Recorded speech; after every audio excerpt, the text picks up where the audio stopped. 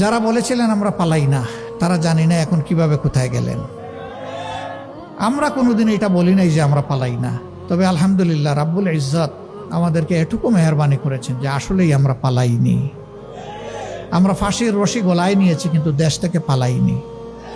আমাদের একজন, তিনি আমেরিকায় ছিলেন স্বাভাবিক কাজে, সেই সময় বন্ধুবান্ধব তাকে নিষেধ করেছে, don't come back.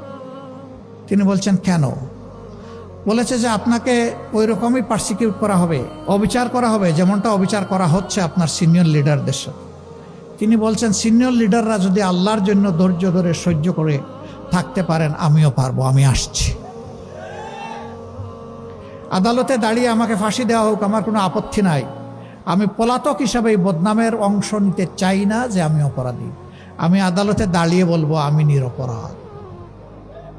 Mir Kasem Ali সেইটাই করেছিলেন। তিনি তো না আসলে পারতেন ভাই, কেউ তারে বলতো না যে উনি পালিয়ে গেছেন, কারণ তার বিরুদ্ধে কোনো ওয়ারেন্ট, কোনো মামলা ছিল না। তিনি এসেছেন তার নৈতিক দায়বোধের জায়গা থেকে, তার দেশকে ভালোবাসেন। এই জন্য তিনি বলেছেন যে দেশে আল্লাহ আমাকে পয়দা করেছেন, আমার মত যেন সেই দেশে হয়।